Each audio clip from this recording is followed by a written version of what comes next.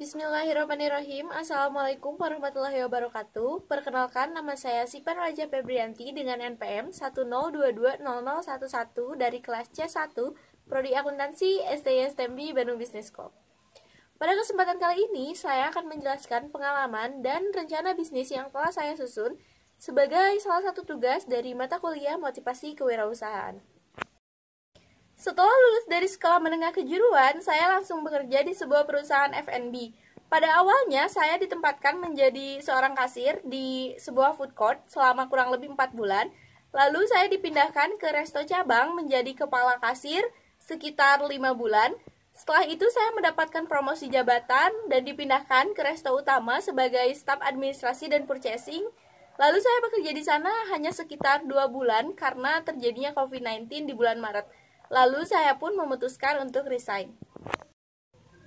Pada saat masih sekolah pun, saya sering berjualan makanan, berjualan online shop, dan menjadi reseller dari salah satu brand makeup.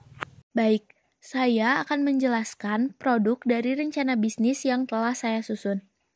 Rencana produk yang saya buat yaitu di bidang makanan, yakni Rainbow Japanese Milk Bun. Rainbow Japanese Milk Bun ini biasa juga disebut roti Jepang. Teksturnya lembut, hampir mirip seperti kapas dengan sedikit rongga di dalamnya. Alasan saya memilih produk ini yang pertama, karena roti ini mudah dibuat, bahannya pun tidak sulit dicari. Yang kedua, produk ini dapat dikonsumsi oleh segala usia, dari anak-anak hingga dewasa. Yang ketiga, roti ini sedang hits di berbagai sosial media. Adapun target pasar atau sasaran produk yang saya tuju adalah kalangan anak-anak dan anak muda. Alasannya karena biasanya anak-anak akan mudah tertarik dengan makanan yang berwarna-warni, apalagi warnanya dari bahan alami yang tentu saja sehat.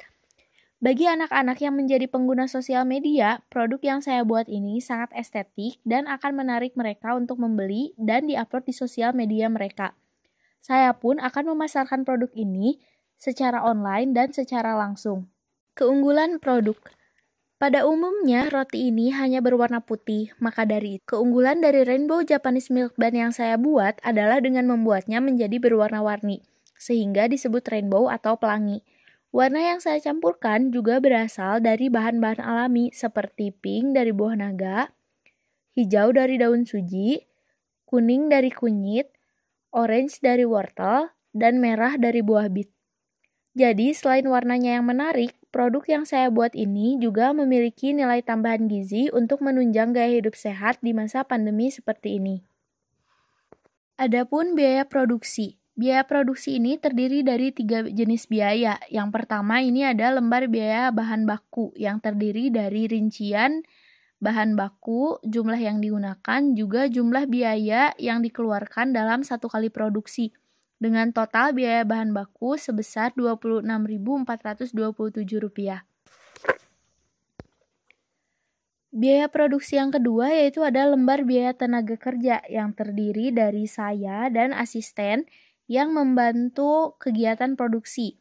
Dengan gaji per bulan untuk saya sebesar Rp1.500.000 dan untuk asisten sebesar Rp1.000.000 dengan memperoleh libur sebanyak 4 hari per bulan. Dengan jumlah biaya per hari yaitu sebesar Rp70.000 untuk biaya tenaga kerja. Nah, biaya produksi yang terakhir yaitu lembar biaya tetap yang terdiri dari biaya-biaya utilitas dan biaya operasional produksi. Dengan total Rp2.856 per hari untuk biaya tetap. Setelah ketiga biaya tersebut dijumlahkan, maka akan memperoleh biaya produksi sebesar Rp99.273 dengan total barang jadi sebanyak 16 buah. Maka dari itu, total biaya produksi dibagi menjadi banyaknya barang dengan hasil Rp6.204. Harga jual yang saya tetapkan dengan keuntungan 20% adalah Rp7.500 per buah. Maka dari itu, modal awal yang harus saya siapkan adalah total biaya harian sebesar Rp99.273 dikali 30 hari atau sebanyak 1 bulan, sama dengan Rp2.978.190. Itulah modal awal yang harus saya siapkan. Mengapa bisnis ini layak didukung? Tentu saja, yang pertama, karena bisnis ini memiliki potensi untuk maju.